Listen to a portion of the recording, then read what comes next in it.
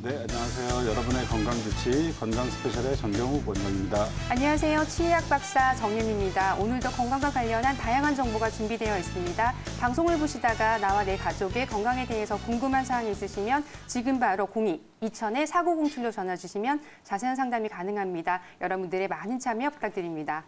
그럼 오늘 이야기 나눠볼 주제에 대해서 화면으로 만나보시죠. 남성들의 질환, 정계정맥류 또는 음낭정맥류를 알고 계신가요? 고환 부위에 정맥류가 생기면 여러 이유로 정자의 생성과 발육이 저해돼 남성 불임의 원인이 되는 경우도 있다고 하는데요.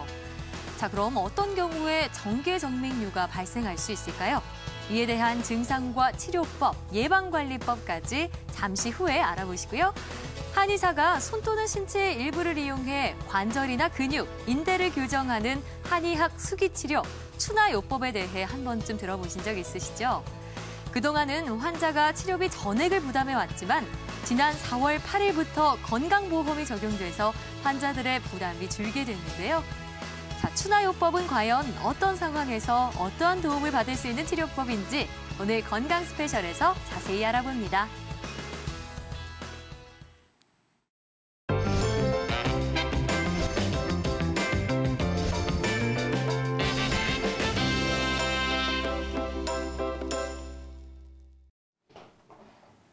네, 그러면 첫 번째 주제인 관절 미세 교정술을 이용한 비수술요법인 추나요법에 대해서 도움 말씀 주실 윤상희 원장님, 화면으로 먼저 만나보시죠.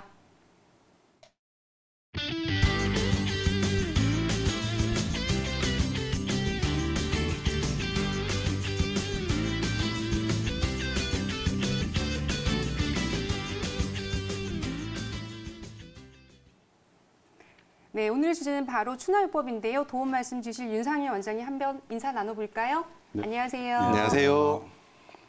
자, 관절 미세 교정 수술을 위한 비수술 추나 교정요법. 아유, 제가 발음하기도 네. 굉장히 힘든데요. 네, 맞아요. 생소한 단어들이 많아서 이거를 조금 더 짧게 쪼개서 알아볼 필요가 있을 것 같은데 그래도 추나요법은 꽤 많이 알려져 있지 않나요? 네, 저 같은 경우에는 추나요법은 사실 좀 많이 접해본 치료이긴 합니다.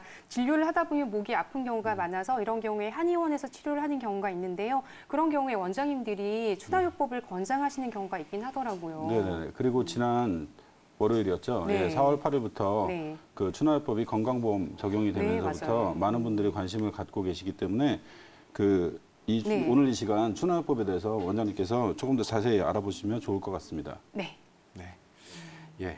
추나요법이라는 거는 말 그대로 추자는 밀추, 나자는 당길다. 이렇게 네. 해서 우리 몸의 일부 기관이나 관절을 근육, 관절 등을 밀고 당겨서 뭔가 제자리에서 벗어나서 병적인 상태에 있는 것을 제자리로 돌려줘서 병을 치료하는 그런 치료 방법을 얘기하고 있습니다. 그런데 이러한 추나요법이 그 역사상으로 굉장히 오래됐다고 네. 얘기 듣고 있습니다. 아, 어떤가요? 예. 네. 사실 이 수기요법, 손을 이용한 교정요법이나 치료요법은 인류의 역사와 함께했다고 봐도 과언이 아닙니다. 네. 우리가 어릴 때 배가 아프면 어머니께서 이렇게 예. 배를 문질러 주시잖아요. 네. 그러면 아픈 것들이 좀 낫곤 했었어요. 그런 것들이 모두 수기요법의 일종이죠. 그런데 동서양을 막론하고 이 수기요법은 아주 고대부터 있어 왔는데 우리 동양을 좀 보면 기원전 한 1000년 전쯤, 지금으로부터 한 3000년 전쯤에 네. 한의학의 바이블인 황제내경에 그 수기요법에 대한 치료법이 안내가 되고 있습니다. 거기서부터 이제 문헌적으로 보면 그때 당시부터 이미 수기요법이 치료법이 정리가 되었다. 이렇게 볼 수 네. 있겠죠.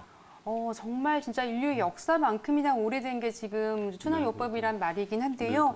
사실 저는 직업상 고개를 숙일 일이 많다 보니까 아무래도 목이 아픈 경우가 많아요. 정경호 원장님은 어떠세요? 네, 저희도 뭐 그렇죠. 수술을 계속 하다 아무래도 보면 수술을 네네네. 하다 보면 목이 이제 거북목 자세가 되기도 하기 때문에 목이 좀 아픈 경우가 많아요. 그런데 요즘 현대인들 분들 같은 경우에는 컴퓨터 작업이라든지 이런 걸 하면서 목이 불편한 경우가 많긴 한데요. 이런 경우에 추나요법이라든지 한의학적 치료를 받게 되면 또 근육이 부드러워지는 이런 느낌을 받긴 하더라고요. 실제로 추나요법은 주로 근육과 인대를 어떻게 해서 좀 부드럽게 만드는 건지 좀 궁금하긴 하거든요.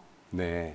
그게 이제 추나요법에도 종류가 세 가지로 크게 나눌 수가 있습니다. 네. 첫 번째는 이제 경근 추나라고 해가지고 우리 몸에 있는 근육, 인대, 힘줄 이런 것들을 이제 부드럽게 풀어주고 눌러주고 마사지를 해줌으로써 풀어줘서 뭔가 있는 병을 치료하는 그런 추나 방법이고요. 네. 두 번째가 정골 추나입니다.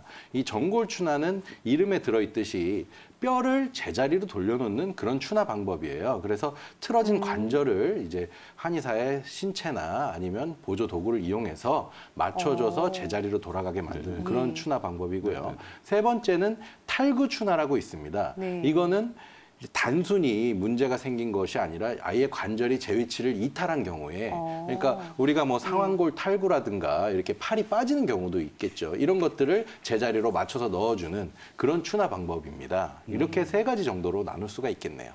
네. 그럼 추나 치료에는 크게 재활 치료 추나와 그 예방 치료 목적의 구분으로 나눌 수 있다고 하셨는데 이에 대한 자세한 설명을 좀 들어보도록 할까요? 아, 예, 예. 재활 치료 이것은 이제 손상된 신체를 다시 정상으로 바꿔주는 그런 치료죠. 추나요법도 충분히 재활 치료에 이제 들어가게 됩니다. 왜냐하면 이제 손상된 조직들을 이제 제대로 바로 잡아줌으로써 그 조직 세포가 스스로 회복할 수 있도록 만들어주는 그런 치료법이고요. 또 한 가지 이제 예방적인 목적에서의 추나 치료를 얘기를 해보면 예방 치료라는 거는 이 관절이 기능을 제대로 못하게 되면 그게 점점 시간이 지나가면 갈수록 퇴행적인 변화를 보이게 됩니다. 예를 들어서 척추 관절이 제대로 기능을 못하게 되면 퇴행성 변화인 추간판 탈출증이라든가 아니면 협착증 같은 이런 퇴행성 변화를 보이게 되죠. 그래서 이런 거를 미리 예방할 수 있는 그런 이제 제자리로 돌려줘서 기능을 회복하게 하는 그런 추나요법 치료가 있기 때문에 이게 이제 예방의학적인 치료라고 볼 수도 있겠습니다. 네, 그렇군요. 아무래도 추나요법 같은 경우에는 저희가 조금 접하면서 한의학적인 대표적인 치료라고 할 수가 있겠는데요. 실제로 추나요법이 재활 치료와 예방 효과가 있는 것들을 많이 알고 있긴 할 텐데요. 이 신체 범위 중에서 사실은 운동 범위가 가장 넓은 관절이 어떤 건지 혹시 알고 계신가요? 정경 원장님? 네, 저야 뭐 아무래도 네. 네. 네. 어깨 관절하고요. 그렇죠. 네. 실제로 저희가 이제 골프라든지 이런 거 칠 때도 어깨를 굉장히 크게 움직이면서 하기 때문에 이 어깨 관절이 굉장히 넓다라고 생각을 하고 있는데요. 윤상희 원장님께서 이 어깨에 발생할 수 있는 이상 증세에 대해서 조금 더 자세하게 알려주실까요? 아, 예. 어깨 관절은 우리 몸에서 가장 가동 범위가 넓은 관절입니다. 그에 따라서 가장 좀 불안한 관절이기도 해요. 넓은 범위로 움직이다 보니까 탈이 나기도 좀 쉬운 것이죠. 그래서 어깨에는 어떤 좀 병들이 생길 수 있나 간단하게 좀 알아보면요. 어깨가 일단은 내가 돌릴 수 있는 범위가 줄어드는 그런 병이 생길 수 있겠죠. 예를 들면 오십견이나 뭐 회전근개 파열, 충돌증후군 같은 곳에서 보면 어깨를 우리가 이렇게 수직으로 올리는 동작이 안 되는 경우가 많이 있습니다. 이런 경우가 있을 수 있겠고요. 그다음에 방금 말씀드렸던 오십견은 워낙 유명한 질병이죠. 어깨 근육과 관절이 구축이 되면서 아예 좀 움직이기가 힘들어지는 그런 병을 얘기하고요. 그다음에 또 한 가지는 우리가 여러 가지 일상생활에서 운동을 한다든가 뭐 여러 가지 활동을 하다가 다치는 경우, 뭐 발목을 접질린다든가 어깨도 마찬가지로 접질리는 경우 그런 염좌상을 또 들 수 있겠습니다. 그리고 또 한 가지는 어깨 관절이 제 위치에 있지 않고 이제 정렬이 틀어지게 되면 힘이 빠지게 됩니다. 그래서 내가 위에 있는 뭐 물건을 집으려고 손을 올렸는데 이거 잡고서 내려올 힘이 없는 거예요. 그런 식으로 어깨 관절에 힘이 빠지게 되는 경우 그리고 어깨 전체가 알 수 없는 원인에 의해서 아픈 경우 그런 걸 우리가 보통 근막 동통 증후군이라고 하는데요. 어깨 부위가 밤에 아파서 잠을 못 자는 거예요. 근데 원인이 어디 있지? 잘 모르는 거예요. 사진을 찍어봐도 영상 촬영을 해봐도 잘 나오지 않습니다. 그런 경우에 이제 그런 경우에 질환이 있을 수 있고요. 네. 네. 네. 네. 그러면 대표적으로 어깨에서 발생하는 질환별 증상의 특징과 그거에 대한 감별 포인트를 조금 알아볼 수 있을까요? 네. 아, 예, 예. 그냥 대표적인 증상으로 이제 아까도 말씀드렸듯이 제일 먼저 나오는 거는 사실 오십견입니다. 네, 오십견의 다른 이름은 동결견이에요. 동결이라는 거는 얼어붙는다는 뜻이죠. 그래서 영어로도 frozen shoulder, 얼어붙은 어깨라고 합니다. 이 얘기는 뭐냐면 관절 근육이 구축, 굳어버려서 내가 제대로 움직일 수가 없는 거예요. 네. 우리 근처에 이제 50견이라는 말 자체가 의미하듯이 나이가 한 50세 정도, 그 정도가 이제 네. 주로 갱년기 질환을 앓게 되는 시점이거든요. 네. 우리 몸의 호르몬 변화와 함께 어깨가 약해지면서 구축되는 그런 50견 증세가 있을 수 있습니다. 네. 예, 그리고 또 한 가지는 요즘 들어서 굉장히 좀 많이 나오고 있는 증세인데요. 어깨 충돌 증후군이라는 병이에요. 어깨 충돌 증후군은 네. 우리 이 팔뼈와 그거를 붙잡고 있는 어깨 관절뼈가 너무 좁아져서 그 사이에 지나가는 근육이 팔을 올림과 동시에 눌리게 되는 그런 병입니다. 그러다 보니까 일정 각도 이상 팔을 올리게 되면 이 틈 사이가 좁아져서 그 사이로 지나가는 근육과 힘줄들이 눌리게 돼서 염증이 발생하게 돼요. 그러면 굉장히 좀 아프겠죠. 네. 그러다 보니까 일정 각도 이상을 못 올리고 네. 옷을 갈아입기 힘들다든가 그런 등등의 증상들이 나타나게 됩니다. 네. 그리고 마지막으로 좀 제일 심각한 질환이라고 볼 수 있는데요. 회전근개 파열이라는 그런 증세가 있어요. 병인데 회전근개 파열은 어깨를 이루고 있는 대표적인 근육들 4가지가 있습니다. 그래서 그 근육들이 이 어깨뼈 주위를 둘러싸고 있는데요. 그 중에 이제 제일 대표적으로 이 날개뼈 뒤에 붙어 있는 극상근이라는 근육이 있는데 그 근육이 어깨 관절을 통과해서 아래 팔에 붙게 돼요. 이 팔에 붙는 그 근육이 그 틈 사이가 좁아지거나 염증이 생기거나 아니면 뼈가 자라나는 이렇게 석회가 낀다고 얘기를 하죠. 뼈가 네. 자라나는 그런 등등의 질환으로 인해서 근육이 자꾸 쓸리다 보니까 어느 순간에 끊어지게 되는 경우가 있습니다. 네. 그런 경우에는 근육이 끊어지다 보니까 이 팔을 아예 본인의 능력으로는 올릴 수가 없어요. 그리고 네. 굉장한 통증이 수반됩니다. 그래서 우리 주로 이제 운동선수들 중에서도 야구 선수들에게 많이 나타나는 질환인데요. 어깨가 파열되게 되면 야구 선수들 같은 경우에는 이제 선수 생명이 끝나게 되겠죠. 아, 그렇네요. 예, 굉장히 좀 무서운 질환이고 일반적인 우리 사람들에게도 일상생활을 영위할 수가 없게 됩니다. 예. 그래서 주로 이제 수술요법을 이용해서 끊어진 어깨 근육을 이어주는 그런 치료를 많이 하게 됩니다. 네, 원장님께서 지금 어깨 질환별로 여러 가지 설명을 해주셨는데요. 실제로 되게 좀 무섭기도 하고 좀 치료가 반드시 필요할 것 같긴 한데요. 이 3가지가 지금 어깨 충돌 증후군과 그리고 회전근개 파열도 있었고 또 50견도 있었단 말이에요. 이걸 좀 구분할 수 있는 어떠한 정확한 좀 차이점 어떤 것이 있을까요? 어떻게 구분하면 되나요? 아, 예. 일단은 가장 기본적인 거는 네. 본인에게 이 어깨를 자유자재로 좀 움직여 보세요 하면은 셋 다 못 움직입니다. 아파서 못 움직이기도 하고 굳어서 못 움직이기도 하고 네. 어떤 이유에서든 본인 스스로는 움직일 수가 없는 것이 공통점이에요. 네. 근데 한 가지 차이점이 있는데 그게 뭐냐면 이 동결견 같은 경우에는 어깨 자체가 굳어버린 거예요. 그러다 보니까 본인이 움직일 수 없을 뿐만 아니라 옆에서 다른 사람이 움직이기도 힘든 경우가 있습니다. 아예 딱딱하게 굳어져 있는 경우죠. 그 이외의 2가지 질환 같은 경우에는 옆에서 다른 사람이 어깨를 움직여주게 되면 자연스럽게 움직일 수 있습니다. 물론 통증은 좀 오겠죠. 아픈 상태니까요. 네. 그게 이제 감별점이라고 볼 수 있을 거고요. 또 한 가지 좀 차이점은 동결견 자체는 어깨가 굳어 있는데 근육의 힘은 살아 있어요. 네. 그래서 본인에게 힘을 써보라고 하면 자기가 움직일 수 있는 범위 내에서는 아주 강한 힘을 냅니다. 근데 다른 2가지 병은 이미 이 안에 이제 문제가 생겨서 조직들이 손상이 됐기 때문에 힘을 쓸 수가 없습니다. 네. 그것들이 좀 차이점이라고 보시면 될 것 같아요. 그럼 어깨에서 조금 내려와서 쇄골 관절이 문제가 되는 경우도 좀 있나요? 아주 많죠. 이 어깨를 구성하고 있는 여러 가지 이제 구조물들을 제가 좀 그 모형을 보면서 좀 설명을 드리고 싶어요. 네. 자, 여기 모형이 있습니다. 이 어깨 모형을 보시게 되면 크게 3가지 뼈로 어깨는 이루어져 있어요. 첫 번째 방금 말씀하셨던 이 쇄골뼈하고요. 네. 그 다음에 이 뒤에 붙어 있는 날개뼈라고 하는 이 견갑골하고 그 다음에 마지막으로 우리 팔뼈 요 3가지 뼈들이 어깨 관절을 구성하고 있는 이 구조물들입니다. 네. 그 중에서 이제 당연히 이 뒤에 있는 날개뼈도 문제를 좀 일으키게 될 겁니다. 그리고 팔이 문제가 생겨서 어깨 관절에 문제가 생기는 경우도 당연히 있게 될 거고요.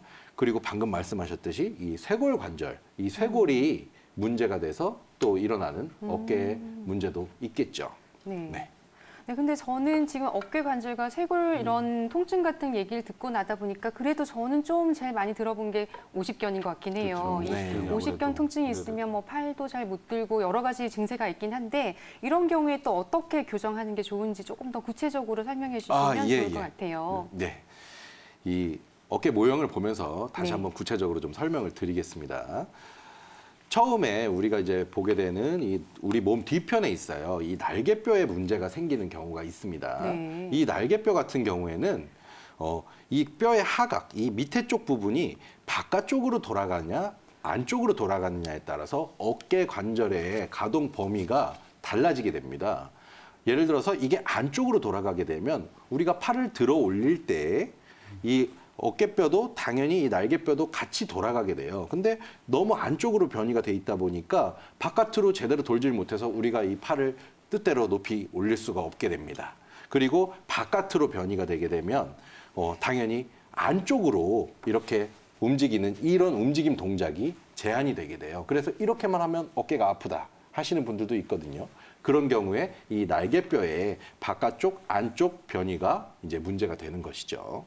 그리고 그 다음번에는 이제 주로 팔뼈, 우리가 볼 수 있는 이 팔뼈를 가지고 변이가 또 생기게 되는데요. 컴퓨터를 좀 많이 하시는 분들 같은 경우 보면은 어깨가 앞으로 이렇게 굽고 목은 바깥으로 빠지는 이런 라운드 숄더라고 하는 어깨 형상을 보이게 됩니다. 그때 바로 보이는 게 이 팔뼈가 앞으로 굽어지는 거예요. 주로 현대인들이 컴퓨터나 책상에서 여러 가지 일들을 하다 보니까 앞으로 이렇게 구부정하게 네, 맞아요. 굽히게 되는 자세를 많이 취하게 되거든요. 네. 그때 이 팔뼈가 안쪽으로 이렇게 구부러지게 됩니다. 이런 변이가 생기게 되면 팔을 바로 들어 올리는 것이 불가능해지고 통증이 굉장히 심하게 돼요. 네. 그래서 이거를 교정하게 되는데 제가 교정하는 모습을 잠깐 보여드리겠습니다. 네. 한의사가 손으로 교정을 하기도 하고 기구를 사용하기도 하는데요. 오. 예, 이 앞쪽으로 빠진 이 어깨를 기구를 대고 이제 교정을 해서 제자리로 뒤로 밀어넣게 오. 되는 겁니다. 네네. 이게 제자리로 들어가게 되면 이제 안 올라가던 팔이 올라가고 통증이 좀 사라지는 결과를 보이게 되겠죠. 네. 또 한 가지를 보면 이 팔뼈가 바깥으로 빠지는 경우가 있습니다. 이게 바깥으로 빠지게 되면 우리가 팔을 뒤로 돌리는 이 열중샷 자세가 되질 않아요. 이렇게 돌아가는 자세에 부하를 입어서 어깨를 뒤로 돌리기가 굉장히 힘들어지고 또 바깥으로 이렇게 뻗어서 올리는 동작을 하게 되면 이게 바깥으로 빠지면서 이 위에 어깨뼈에 닿게 되면서 아까 말했던 충돌 증후군 같은 것들이 일어나게 됩니다. 그랬을 경우에는 이제 교정법이 바깥쪽에 이렇게 한의사의 손이나 보조 도구를 대고 이 뼈를 안으로 밀어 넣어서 제자리를 찾아주는 그런 방법을 사용하게 됩니다. 예, 그래서 이 팔뼈의 움직임은 총 4가지가 있는데요. 앞으로 빠지는 경우, 바깥으로 빠지는 경우, 뒤로 빠지는 경우, 그리고 안쪽으로 돌아가는 경우가 있습니다. 안쪽으로 돌아가게 되면 우리가 팔을 뒤로 돌리는 동작이 불가능하게 되죠. 예, 뒤로 빠지게 되면 앞쪽으로 이렇게 돌리는 동작이 불가능하게 되고요.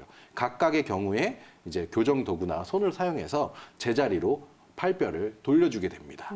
예. 근데 이 팔뼈뿐만 아니고 어깨의 그런 이제 변이들에 있어서는 또 한 5가지 정도의 변이가 또 있어요. 그 총 9가지가 이 팔뼈를 둘러싼 어깨뼈의 변이가 되는데 가장 이제 흔한 것이 이 견갑골 자체가 위로 들리는 겁니다. 네. 예, 우리가 50견 이렇게 오신 환자분들을 보면 팔을 들어보세요 하면은 어깨를 이렇게 듭니다. 예. 왜냐하면 이 팔 자체가 올라가질 못하기 때문에 네. 어깨를 이렇게 들게 돼요. 그리고 우리가 각자가 거울을 보시면 아시겠지만 어깨의 높이가 살짝 다른 경우가 많이 있습니다. 그런 경우에 이 상완골 자체가 위로 좀 들려서 이 목 근육들이 많이 굳어지는 그런 결과를 나타내게 되는데요. 네. 우리 정유미 원장님 같은 경우도 네. 치료를 하시다 보면 목 어깨가 많이 굳어지잖아요. 맞아요. 네, 예, 맞습니다. 그럴 때 이 견갑골이 우리 목뼈와 근육으로 연결이 돼 있기 네, 때문에 맞아요. 거기가 굳어지게 되면서 이게 이렇게 따라 올라가게 되는 거예요. 맞아요. 예, 그런 경우에는 또 교정을 해야 되겠죠. 위에서 교정 도구를 사용해서 아래쪽으로 오, 네. 예, 네, 네. 눌러주고 근육을 풀어주고 그렇게 함으로써 제자리를 찾아가게 만드는 네. 그런 교정법을 네. 사용하게 됩니다. 네. 예, 그렇게 해서 좀 한 9가지 정도의 네. 변이를 교정하게 되겠죠. 네, 실제로 지금 저는 이제 보다 보니까 저도 굉장히 받고 싶은 치료이긴 한데요. 지금 말씀하시긴 했지만 실제로 또 목이 아프신 분들도 많단 말이에요. 목 얘기를 잠깐 해주긴 하셨는데 네. 이 목 같은 경우에는 경추 이상으로 발생하는 질환도 있을 것 같은데요. 이런 경우에는 어떻게 치료를 하게 되는 건가요? 아, 예. 일단 경추 질환으로 발생하는 병들에 대해서 설명을 조금 드려보겠습니다. 네. 예. 경추 질환으로 가장 대표적으로 발생하는 병은 두통입니다. 아, 맞아요. 예. 네, 그러니까 목이 안 좋게 되면 머리가 아파요. 네. 그리고 현기증, 어지러움증이라든가 아니면 귀에서 소리, 아니면 눈에 압이 차는 등의 증세들이 나타나게 됩니다.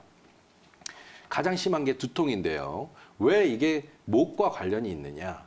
경추는 1번부터 7번까지 7개의 뼈로 이루어져 있어요. 근데 경추 1번과 2번에서 나오는 신경들이 머리 위로 올라가게 됩니다. 네. 그래서 주로 후두부, 뒤통수 쪽으로 근육, 신경, 혈관들이 올라가게 돼요. 그래서 경추 1번과 2번에서 나온 신경들이 주로 이제 두피 쪽을, 머리 쪽을 관장하게 되는데 이 신경들이 눌리게 되면 그때부터 통증이나 이상 감각들이 나오게 되는 것이죠. 그래서 제일 첫 번째로 경추에 문제가 생겼을 경우, 우리 목에 문제가 생겼을 경우에는 두통 증세가 나오게 되고요. 그 다음에 또 우리가 흔히 알 수 있는 담결린 증세, 목이 돌아가지 않는 그런 증세들도 낙침이라고 하는데요. 그런 증세들도 발생할 수 있고 또 가장 큰 것은 디스크 증세죠. 목에 이제 관절들이 묶임으로써 그 사이에서 나오는 신경을 압박해서 팔, 어깨, 손가락까지 저리고 통증이 심한 그런 증세를 보이게 됩니다. 네, 지금까지 저희는 추나요법에 대해서 윤상현 원장님과 이야기 나눠봤습니다. 이제 광고 보고 돌아오도록 하겠습니다. 채널 고정. 건강성 캡슐과 함께하고 있습니다. 이번엔 생활속 치아 관리와 치과 치료에 대해 더욱 자세히 알아볼 수 있는 시간이죠. 김현종 원장님께서 들려주시는 치아 주치 함께 만나보시죠.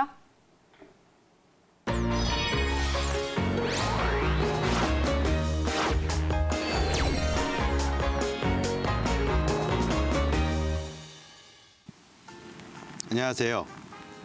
자신의 치아를 100세까지 건강하게 유지할 수 있는 방법을 연구하고 있는 치아주치 김현종입니다. 해마다 입시철이 되면 턱에서 나는 소리 때문에 치과를 내원하는 학생들이 증가합니다. 소리뿐 아니라 입을 벌리고 담을 때 통증까지 동반하는 경우도 있어 이를 처음 경험하는 사람이라면 무척이나 당혹스러울 수 있죠. 인체에는 약 100개의 관절이 있습니다.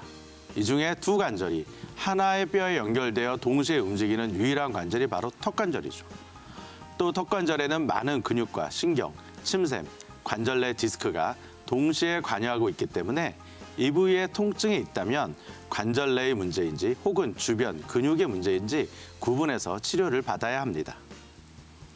턱관절에서 소리가 나면 소리를 제거하는 치료를 하거나 수술해야 한다고 생각하기 쉽지만 일반적으로 턱관절 소리를 치료하지 않는다고 해서 모두 심한 증상으로 진행되는 것은 아닙니다. 미국 캘리포니아 대학 샌프란시스코 캠퍼스의 연구에 따르면 실제로 소리를 동반한 턱관절 질환은 20대에서 30대에 가장 많이 발생하고 30대에서 40대를 전후로 줄어든다는 보고가 있는데요. 이는 턱관절의 소리가 질환의 악화로 이어지는 것만은 아니라는 반증으로 볼 수 있겠죠. 실제 미국인의 40%에서 75%가 턱관절 증상을 가지고 있고요. 그중 약 50%는 입을 벌릴 때 소리가 나거나 입이 옆으로 살짝 틀어지는 변이를 경험했지만 이 역시 정상 범위로 간주돼 처치가 필요하지 않다고 보고했습니다. 즉, 증상이 있더라도 40%의 환자는 아무런 처치 없이도 자연적으로 좋아졌다는 거죠. 그렇다면 치료가 필요한 경우는 언제일까요? 일단 이전에는 불편을 느끼지 못했다가 어느 날 갑자기 입을 벌리고 담을 때 소리와 통증이 동반한 경우와 딱딱한 음식을 먹은 다음 날 불편한 소리와 통증을 느끼는 경우 진단과 치료가 필요합니다. 보다 주의 깊은 진단이 필요한 경우는요. 턱이 외부에 부닥친 적이 있거나 입을 벌릴 때 소리가 나면서 입이 벌어지지 않는 걸림 현상이 있는 경우, 견디기 어려운 심한 통증과 소리, 그리고 자갈이 구르는 듯한 소리가 계속 나는 경우 등을 들 수 있습니다. 또한 스트레스가 턱 관절의 원인이 되는 경우가 많기 때문에요. 일단 가벼운 치료부터 시작하는 것이 필요한데요. 1차적으로는 병원에서 설명해주는 주의사항을 잘 지키고 또 가정에서 온스포를 잘하거나 턱 건강에 도움이 되는 운동 정도로도 충분히 개선될 수 있기 때문에 잘 지키는 것이 필요합니다. 전문적인 물리치료, 약물요법, 치아에 끼우는 교합 안정장치의 도움도 받을 수가 있겠죠. 만일 이러한 치료 후에도 통증이나 걸림 현상이 지속된다면 MRI 등의 검사를 통해 아래턱 위치를 조절하는 전방교합장치 등을 사용할 수 있으면 또 증상에 따라 주사 치료를 받을 수도 있겠습니다. 일시적이고 가볍게 나는 턱관절의 소리가 수술까지 요구되는 경우는 매우 드물기 때문에 크게 걱정하진 않아도 되지만 만약 턱관절 소리가 너무 오래 지속되고 있다면 정확한 진단을 받아보시기를 바랍니다. 이상 여러분의 치아주치 김현종이었습니다. 감사합니다.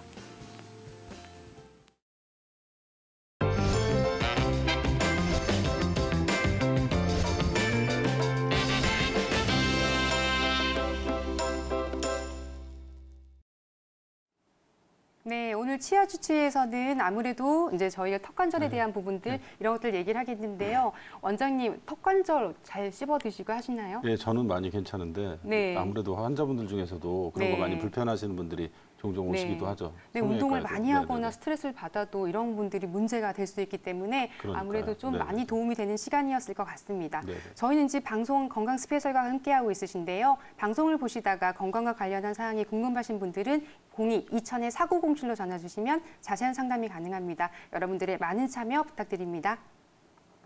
네, 그러면 두 번째 주제도 만나봐야겠죠. 어떤 주제가 있을까요? 예, 도움 주실 이영훈 원장님 만나보겠습니다.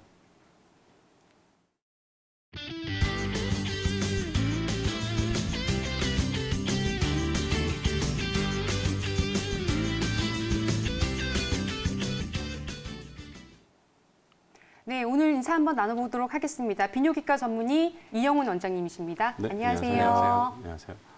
네, 정맥류 하면 저희가 일반적으로 하지정맥류 그리고 또 네. 간경화를 가지고 계신 네. 분들의 식도정맥류 네. 이런 것들을 많이 듣게 되는데요. 네. 오늘 다루게 될 주제인 음낭정맥류 또는 저희가 이제 예전에 부르던 전개정맥류 이런 네. 거는 사실 좀 생소하신 분들도 많을 것 같은데 그 원장님 어떤 질환을 말하는 건가요? 네. 이 정맥류는 한자어 그대로 표현을 하면 정맥에 생긴 혹이에요. 근데 조금 더 정확하게 표현을 하면 정맥이 뭉쳐서 혹처럼 보이는 현상을 얘기를 합니다. 이 이유는 뭐 설명하기 어려워도 이 정맥의 압력이 높아지게 되면 원래 이 정맥은 그 혈관이 반대로 흐르지 못하게 하는 판막이 있는데 그 압력으로 인해서 판막이 네. 손상이 되면서 피가 역류하고 혈관이 늘어나게 돼서 생기게 됩니다. 네. 하지정맥류는 오래 서 있으면 주로 생기는데 전개정맥류는 이게 다리 쪽이 아니기 때문에 조금 더 다른 원인으로 생길 수 있습니다. 그러면 정확하게 이제 정맥류라고 하는 것은 어떤 것을 의미하는 거고, 그리고 음낭정맥류라는 거는 또 어떤 건지 그림을 보면서 한번 설명해 주시면 조금 더 이해가 쉬울 것 같아요. 네, 지금 그림이 그 음낭정맥류는 이제 고안으로 들어오는 결국 이제 음낭정맥에 생기는 거니까요. 네. 그 고안으로 들어온 혈류가 밖으로 나가는 길이죠. 나가는 길이 이제 고안정맥이라고 얘기를 하는데 이 정맥이 판막이 잘못돼서 이제 역류를 하게 되면 제일 아래쪽인 고환에 이 정맥 다발이 부풀어 올라서 벌레 같은 모양으로 튀어오릅니다. 이 혈관이 늘어나면 그냥 모양만 바뀌는 게 아니라 고환의 온도를 높이게 돼요. 그래서 고환이 크는 시기에는 고환의 발육을 저해하거나 네. 아니면 이제 결정적으로 불임을 유발할 수 있는 질환입니다. 일반 남성의 10%에서 15% 정도에서 발견이 되고 불임인 경우에 이제 검사를 해본 21%에서 41% 정도까지 이제 발견이 된다고 합니다. 네, 그렇다고 하면 정맥류는 이렇게 정맥이 좀 부풀어 올라서 혹처럼 생긴 거라고 하긴 하셨는데요. 이 음남 정맥류라고 하는 거는 어떻게 해서 이렇게 혈관에 나가는 통로가 고환 정맥에 이상이 생기게 만드는 건가요? 그 위에 쪽에서 정맥을 들어가는 쪽이 압력이 높아지는 원인은 네. 여러 가지가 있는데 예. 가장 이제 흔한 건 이게 왼쪽에 더 많이 생기거든요. 그 이유가 이제 정맥이 들어가는 길이 이제 오른쪽은 들어가는 길에 이렇게 옆으로 들어갑니다. 근데 이제 왼쪽은 이쪽으로 가는 혈관에 기역자로 들어가다 보니까는 압력이 이제 높아지게 되죠. 네. 네, 그렇게 되면서 생기는데 이제 뭐 그림을 보시면 그림은 이제 그로 인한 그 다음 단계입니다. 이제 다음 단계에서 저렇게 멀쩡한 혈관이 있으면은 흐름이 좋은데 이제 위에 쪽에 압력이 높아지게 되면서 밸브가 이제 망가지게 되죠. 다음 그림 나올 텐데요. 망가지게 되면서 이 혈류가 뒤로 가게 되니까 혈관이 이제 그 힘을 받아서 이렇게 저렇게 늘어나게 되는 이제 현상을 보이게 됩니다. 네, 두 번째 그림이 정맥류 환자의 그림인 거죠. 네. 네. 그러면 이런 정계정맥류가 생기기 시작하면 어떤 증상들이 나타나는지를 저희가 알아야 병원을 가든지 아니면 질병을 치료할 수 있을 텐데요. 네. 대부분 어떤 증세로 병원을 찾게 되나요? 이 병원을 찾을 때는 이제 뭐가 만져진다. 그 전에 못 봤던 게 뭐가 이제 튀어 올랐다라고 이제 놀라서 병원에 오게 되는데, 이 피부 밑에서 이게 이 혈관이 뭉쳐진 게 마치 지렁이처럼 보여요. 이제 벌레 모양 이렇게 보인다라고 했는데 이제 지렁이 여러 개 뭉쳐 있는 것처럼 보입니다. 이제 만져보면은 혈관 덩어리다 보니까는 그냥 말랑말랑해요. 그래서 이제 그런 특징으로 아프지는 않은데 뭐가 보여요라고 하는데 실제로 통증은 나타나는 경우가 있습니다. 이제 보통 이 사타구니에서 고환 쪽으로 내려가는 쪽으로 생기는데 오래 서 있거나 이제 운동을 심하게 한 경우에 주로 생기고. 압력이 누워 있으면 압력이 줄어드니까 이제 통증이 줄어드는 그런 현상을 주로 보입니다. 그러면 증상 초반에 통증이나 뭐 배뇨장애나 이런 거는 따로 없나요? 예, 이거 자체로 배뇨 장애를 유발하지는 않습니다. 근데 이 배뇨 소변 보는 게 불편하게 되면 그로 인해서 골반의 근육이 긴장을 하게 되고 그 다음 단계로 고환이 아파지게 돼서 오시는데 이런 경우에 우연히 발견되는 경우가 꽤 있습니다. 그러면 사실 여자분들도 이제 좀 청소년기가 지나고 나면 아무래도 산부인과를 좀 자주 가긴 해야 되는데 안 가는 경우가 많은데 남자분들 정영 원장님 어떤가요? 남자분들도 사실 청소년기가 지나면 비뇨기과를 좀 자주 방문하는 게 좋다라고 저는 들었거든요. 어떤가요, 실제로? 그러기는 하는데 실제로는 포경 수술에 대한 그 정신적인 충격 때문인지 거의 대부분 찾는 경우는 많지 않고 오히려 연세가 많아져서 찾는 경우를 오히려 종종 주변에서 보게 되죠. 예, 제가 봤을 때는 비뇨기과도 이제 자주 가는 게 정기 검진을 받는 게 좋을 것 같긴 한데요. 이 이제 음낭 정맥류가 청소년기에도 발생을 할 수 있는 질환인 건가요? 네, 이 사실은 청소년기부터 발생을 하는 게 결국 문제가 돼요. 10세 이전에는 1% 미만, 사실상 안 생긴다라고 생각을 하시면 되는데 이게 이후에 이제 11살부터 14살까지는 8%, 뭐 그대로 이제 15세부터 19세까지는 14%까지 증가를 합니다. 근데 이 나이는 고환이 크는 나이이기 때문에 고환의 발육 자체가 눈에 띌 정도로 차이가 나지는 경우도 있고요. 지금 이 상황까지는 문제가 되는 걸로 생각을 하지만 실제로 뭐 저희처럼 아이 다 낳고 하는 경우에 불임을 걱정을 안 해서 그렇지 그 이후로 계속 증가합니다. 이게 이 치료가 안 된 상태에선. 그래서 뭐 80대 이상에서는 사실 75%까지 증가할 수 있다라고 얘기를 합니다. 네, 아무래도 이 음낭 정맥류는 청소년기를 지날 때 또 늘어날 수도 있고 어릴 때도 나올 수도 있기 때문에 아무래도 비뇨기과 정기 검진을 받는 게 좋을 것 같고요. 게다가 또 이게 임신 계획이라든지 이런 경우가 있는 경우라고 하면 반드시 좀 신경을 써야 할 부분일 것 같아요. 근데 원장님, 앞에서 잠깐 불임에 대해서 계속 언급을 하셨는데 음낭 정맥류가 남성 불임을 일으키는 가장 큰 원인 질환이 되고 있는 게 맞나요? 그 불임의 원인은 여러 가지 있는데 후천성으로, 그러니까 이 정자가 기능이 좋다가 갑자기 떨어지는 경우는 대부분 이 원인이라고 이제 생각을 해야 됩니다. 그 음낭 정맥류 자체가 일으키는 이제 문제 중에 제일 큰 게 불임이다 보니까 이제 불임이 강조가 되죠. 이제 이유는 혈액이 역류하다 보니까는 고환의 온도가 올라가서 그럴 걸로 생각을 해요. 뭐 자질구레한 다른 이유로는 뭐 신장에서 나가는 뭐 안 좋은 이 물질들이 뭐 쌓일 수도 있다 이렇게 얘기도 하지만 실제로 이제 그렇게 되는데 일반적으로 이제 온도 때문에 정자 운동성이 떨어져서 난임을 유발하게 된다. 이제 이렇게 얘기를 하게 됩니다. 아유, 저처럼 아들만 둘 키우는 사람일 경우에는 오늘 방송 아주 크게 도움되고 있습니다. 그렇습니다. 근데 혹시 근데 혹시 이게 남성 호르몬하고는 어떤 크게 관련이 없나요? 이 수술을 이제 불임에 한해서 대부분 수술을 한다고 생각을 하기 때문에 이제 남성 호르몬에 대해서는 데이터가 그렇게 많지는 않은데 실제 불임 때문에 수술을 하신 분들이 남성 호르몬 체크를 해보면은 소폭 상승한다라는 거는 이제 증거가 있어요.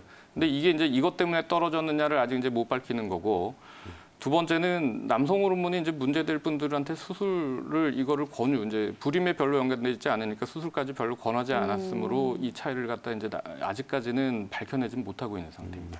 근데 예, 병원에 근데 내원하신 분들은 이미 자기가 샤워를 하거나 뭘 하다가 이제 증상을 깨닫고 오신단 말이에요. 그러니까요. 그러고 났을 때 그러면 이제 그걸 알고 병원을 가면 진단은 보통 어떤 식으로 하게 되나요? 네, 거의 대부분이 아니라 이건 진단을 할 때 눈에 아주 확실하게 띄는 게 아니라면 더군다나 요즘처럼 초음파가 병원마다 있는 시대에는 초음파로 진단하는 게 가장 확실합니다. 뭐 어렵지도 않고요. 요 눈에 보이는 정도로 이 그림을 좀 같이 보시면 좋으실 것 같은데요. 눈에 보일 정도로 만져지는데 이제 초음파를 봐요. 음낭 쪽에 이제 그 만져지는 쪽으로 보통 이제 지금 그림에 보이는 식으로 저 정도 보이면 굉장히 이제 심한 정도인데 이제 초음파를 보게 됩니다. 다음 그림 참고하시면서 보시면요. 이 초음파가 위아래 지금 사진이 두 개가 있는데 보면은 위에 사진의 오른쪽에 보이는 게 고환입니다. 그쪽에 왼쪽으로가 고환의 바로 위쪽인데 저 정도에 이제 까맣게 보이는 게 늘어난 혈관이거든요. 근데 저희가 초음파 검사를 할 때 이제 경험을 해보신 분들은 음낭 초음파는 무조건 배에 힘 한번 줘 보세요라고 하는데 역류가 생김으로 배에 힘이 이렇게 줬을 때 아래쪽 보면 이렇게 빨갛게 파랗게 보이죠. 저게 이제 혈류를 나타내는 색 도플러 검사라는 건데. 그 일반 상황에서는 저렇게 까맣게 혈관만 늘어난 게 보이다가 배에다 힘을 주면서 저렇게 확 늘어나게 되면 이건 정계정맥류가 있구나라고 진단을 하게 됩니다. 네, 여러분들은 지금 건강 스페셜과 함께하고 있습니다. 방송을 보시다가 음낭 정맥류나 비뇨기과에 대해서 궁금한 사항이 있으시면 지금 바로 02-2000-4907로 전화 주시면 자세한 상담이 가능하니까요. 여러분들의 많은 참여 부탁드리겠습니다.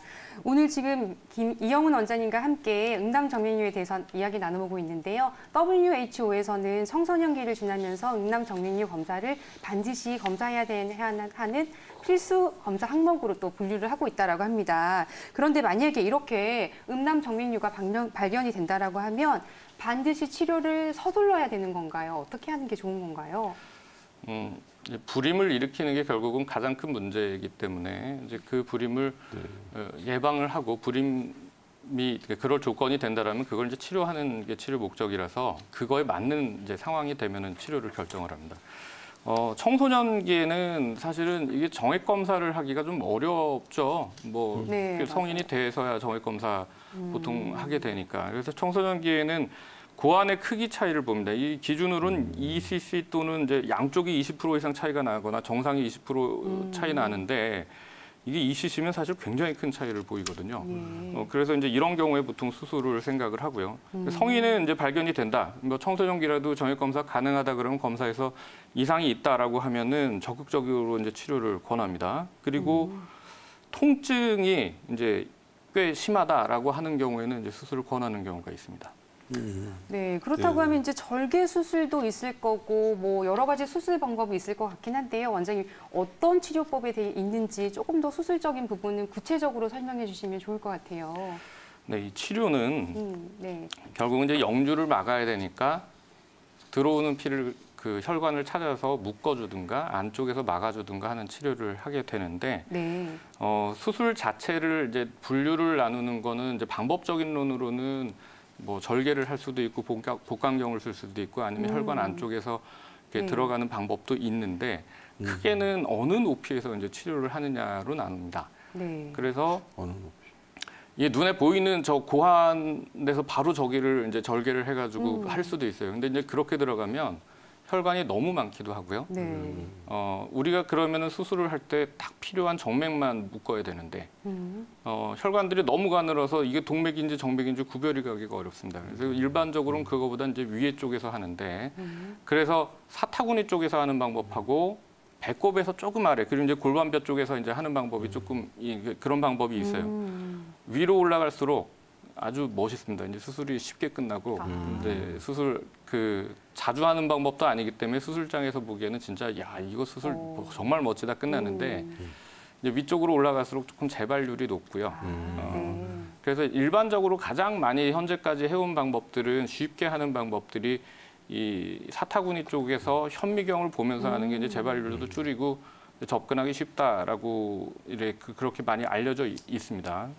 그런 방법들이 있고 뭐 지금은 현재는 사실은 이제 위에 쪽으로 하는 방법인데 요즘에는 이제 개복 수술로 다 하던 거를 복강경으로 다 이제 구현을 하는 경우가 워낙 많아서 초기에는 이 복강경 수술을 과연 이것 때문에 할 필요가 있는가라고 하는 이제 얘기들이 있었는데 실제 데이터들은 더 좋은 이제 결과를 보여줬어요. 그러니까 위치를 위에 쪽으로 잡습니다. 그 상처는 배꼽에 아주 조금 나게 되는데 실제로 배꼽을 뚫고 나면은 이 혈관이 너무 쉽게 보여요. 지금 이제 그림을 보시면 수술하는 장면인데 저 화면이 배꼽에서 구멍을 뚫고 복강경에 쏙 들어가서 저기를 찾으면은 빈 공간에 저렇게 보입니다. 그러면은 아주 저 막 하나만 싹 제거하고 들어 올리면 혈관이 저렇게 보이거든요. 그래서 이제 오른쪽에 보면 그 하나 들어간 게 이제 클립으로 저거를 이제 딸깍딸깍 무는 장면인데 이제 저걸로 수술이 끝납니다. 사실 굉장히 간단하죠. 그리고 이제 현재 이 재발률에 대한 이제 얘기들도 훨씬 좋은 결과를 보여주고 있고요. 그러니까 이 아래쪽에서 현미경으로 수술한 거와 비슷한 정도의 이제 재발률을 보여주고 있고, 무엇보다도 이제 통증이 굉장히 많이 이제 줄어들어서 꽤 만족스러운 결과를 이제 보여주고 있습니다. 네, 근데 원장님 그럼 이렇게 수술을 하고 나면 그 정액 순환 우리가 기대할 수 있는 것들이 정액 순환이나 아니면 뭐 임신율 뭐 이런 것들이 개선된다 이런 거를 노릴 수 있는 건가요? 네, 이 아주 뚜렷한 개선 효과를 보입니다. 생각보다. 그래서 정액 검사 결과는 뭐 개수도 그렇고 움직임도 그렇고 이제 이런 지표들을 정자 운동성 얘기는 꽤 이제 들어보셨을 거예요. 그런 운동성이 이제 개선이 되는 게 뭐 낮은 정도는 51%, 이제 좋은 거는 78%, 뭐 이렇게까지 좋아진다라고 보고가 이제 다르지만 꽤 좋아지고요. 이제 임신율이 그러면 그 전에 이제 불임 환자였잖아요. 근데 이제 그렇죠. 수술을 하면은 24% 보고된 것도 있고 이제 좋은 거는 53% 정도까지 이제 보고가 됩니다.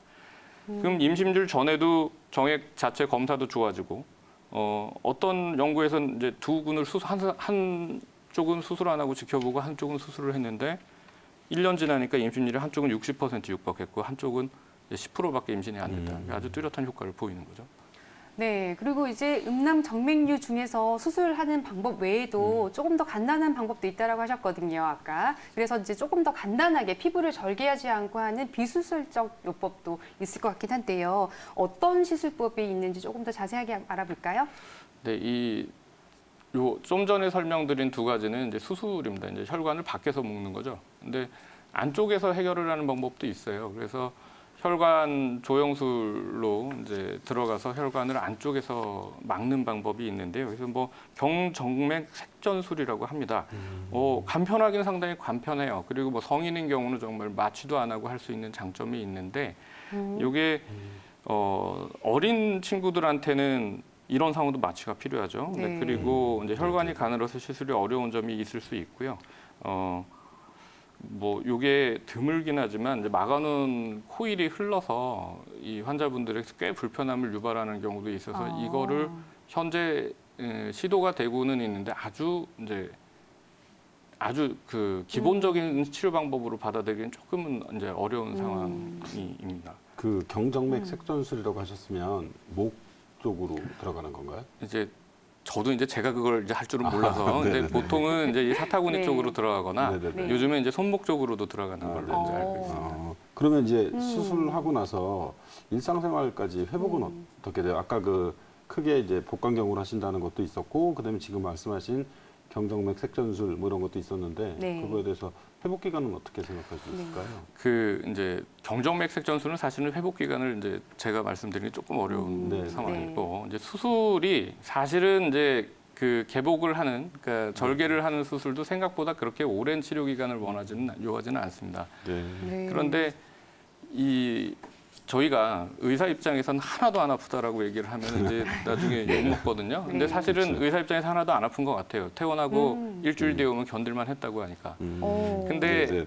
이 수술을 하는 대부분 사람들이 대부분 바빠요. 그러니까 입원을 2, 3일 하기도 쉽지 않고 다음 날 뭐 일을 해야 된다라고 하는 경우도 꽤 많은데 그 정도 차이는 이제 개복보단 복강경이 좀 훨씬 난 정도로 이제 보일 때가 있습니다.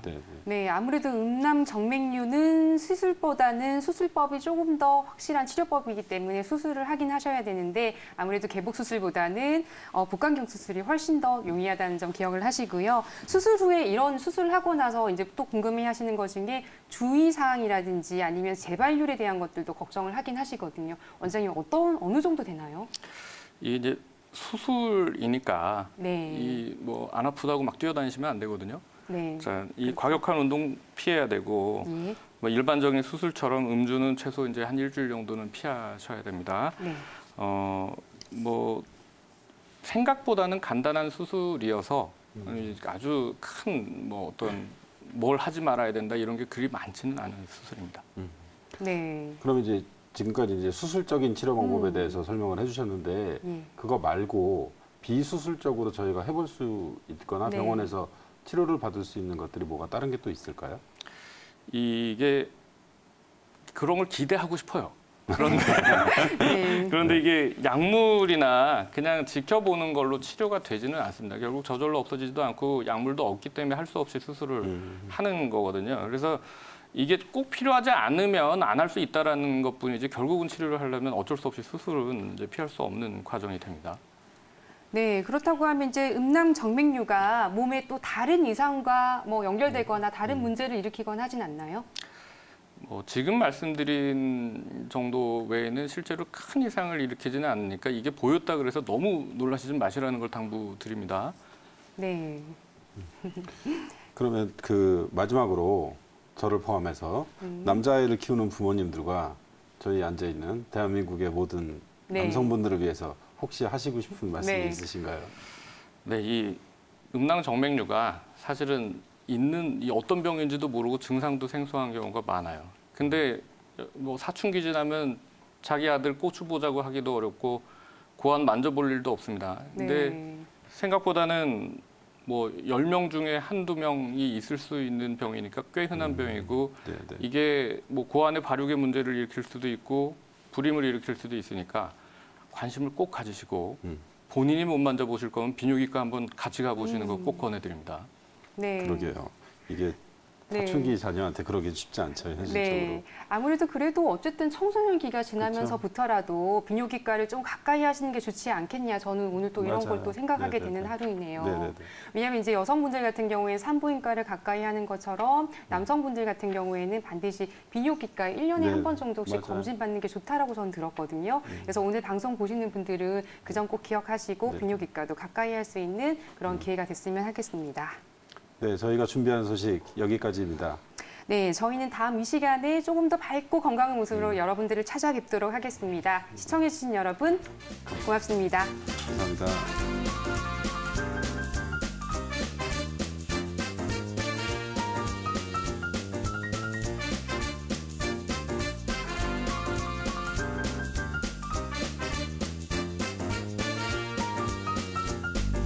본 방송은 의료 정보에 대한 제공일 뿐 의료 정보에 대한 과시는 위험을 초래할 수 있고 모든 치료에는 부작용이 동반될 수 있습니다.